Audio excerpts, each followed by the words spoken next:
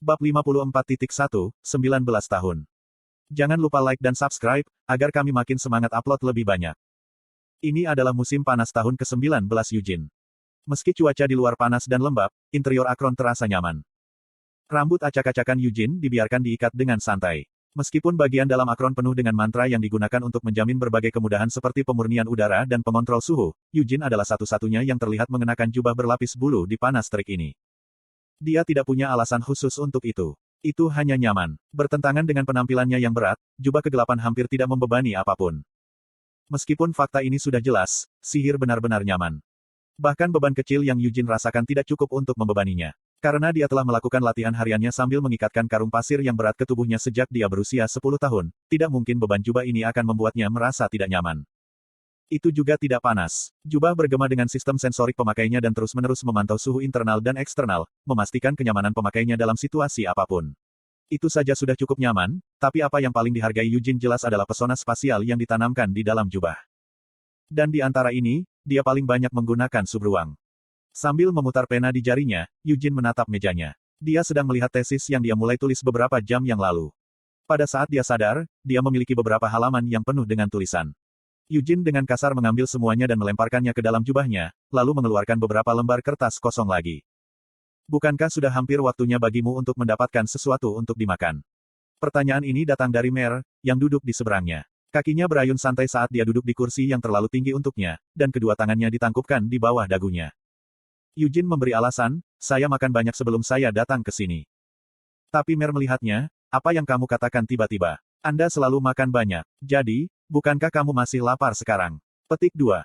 Aku sedikit lapar, Yujin mengakui. Tapi kalau aku pergi sekarang, aku akan kehilangan fokusku, jadi aku belum bisa makan dulu.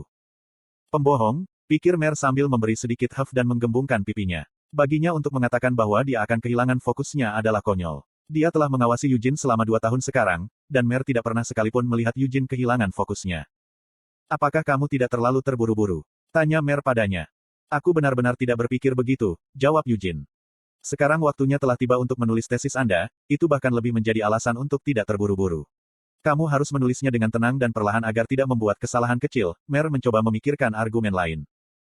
Jadi bagaimanapun juga, itu sebabnya lebih baik menulis dengan hati-hati, mengerti?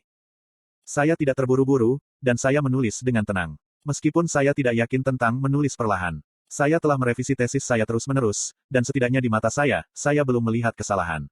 Ini pasti berarti saya menulis dengan hati-hati, jawab Yujin sambil terus memutar penanya. Mer tidak terlalu puas dengan jawaban ini, dan setelah jeda singkat, dia melanjutkan berbicara.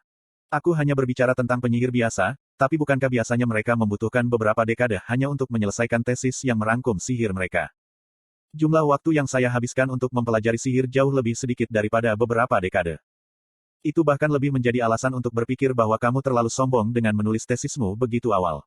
Alih-alih melakukan sesuatu yang begitu gegabah, Anda seharusnya membenamkan diri dalam sihir selama 10 tahun ke depan. Mer terdiam, masih memprotes. Sepertinya Mer kecil kita merasa sangat malu, Yujin menyeringai sambil menatap Mer. Mendengar ini, alis Mer berkerut seolah jijik, dan dia mengangkat kedua tinjunya ke arah Yujin.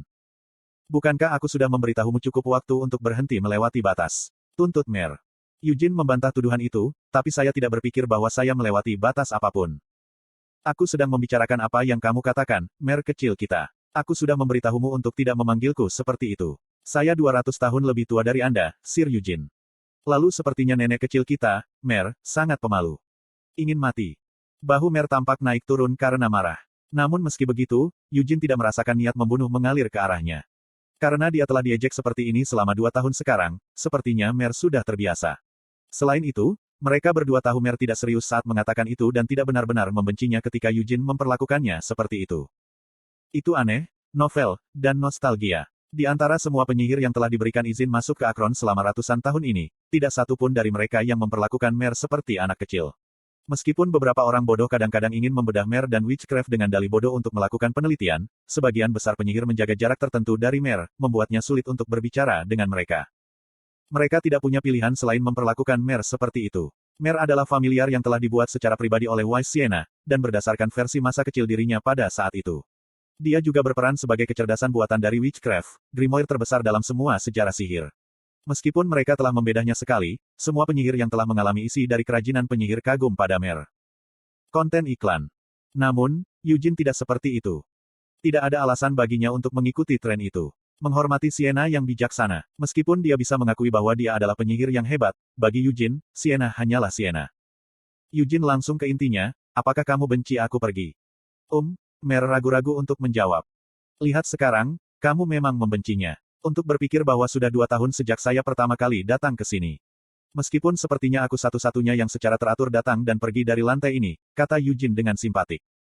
Itu tidak bisa dihindari, gumam Mer sambil mengendurkan tinjunya yang terkepal erat. Karena penyihir lain sudah selesai memeriksa kerajinan penyihir sejak lama. Sudah 2 tahun sejak Eugene pertama kali memasuki Akron. Dia telah mengunjungi Akron hampir setiap hari sejak saat itu dan menghabiskan sekitar setengah jam bangunnya di Aula Sienna. Ini tidak terlalu mengesankan atau mengejutkan. Semua penyihir yang diizinkan memasuki Akron, seperti Eugene, rajin mempelajari sihir. Sebagian besar penyihir yang menerima izin untuk memasuki Akron memiliki kebanggaan dan kepercayaan diri yang luar biasa pada kemampuan magis mereka. Tetapi dengan menyempurnakan kemampuan mereka lebih jauh, para penyihir ini berusaha mencapai kebenaran tertinggi. Jadi, bukankah itu alami? Mer telah ada selama lebih dari 200 tahun.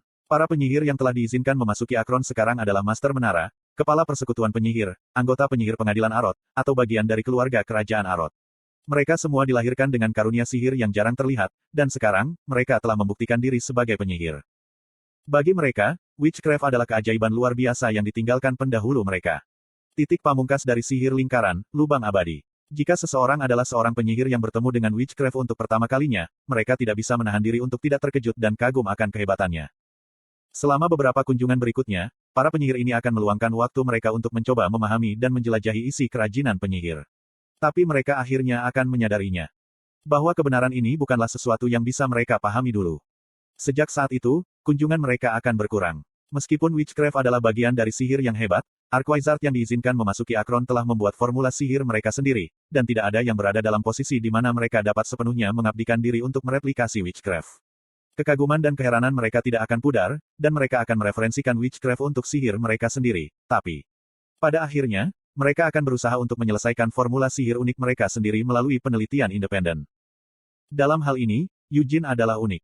Atau setidaknya seperti itulah dia menurut pandangan Mer. Mungkin karena dia masih muda, atau mungkin karena dia belum membuat formula ajaibnya sendiri. Atau mungkin hanya karena dia adalah seorang pemikir yang fleksibel. Atau mungkinkah karena memiliki sedikit kebanggaan pada identitasnya sebagai seorang penyihir. Mungkin semua hal ini digabungkan. Dalam 2 tahun ini, Eugene telah menghabiskan setengah waktunya di dalam Akron tenggelam dalam witchcraft tanpa pernah pingsan atau mimisan. Setiap sesi, setelah menghabiskan cukup banyak waktu membaca ilmu penyihir, dia kemudian akan muncul untuk mempelajari teks-teks sihir yang disimpan di Aula Sienna. Apa artinya menonton adegan itu berulang-ulang? Ketika dia tidak akan bisa memahaminya. Dikatakan bahwa Gagak hanya akan merobek selangkangannya jika mencoba berjalan seperti bangau, tetapi tingkat keterampilan magis Eugene dibandingkan dengan yang dibutuhkan untuk kerajinan penyihir bahkan tidak sampai ke tingkat yang sama dengan Gagak. Selangkangan sebaliknya, itu lebih seperti perbedaan antara cacing tanah dan naga atau serangga dan dewa. Dia telah menetapkan pandangannya terlalu tinggi. Itu mungkin karena dia adalah tuan muda dari klan Leonhardt, yang merupakan langkah di atas bahkan keluarga paling bergengsi. Dan dia bukan sembarang tuan muda. Tidak, dia adalah tuan muda yang pernah menjadi keturunan kolateral dan merupakan orang pertama dalam sejarah yang diadopsi ke dalam keluarga utama setelah diakui karena bakatnya, bukan.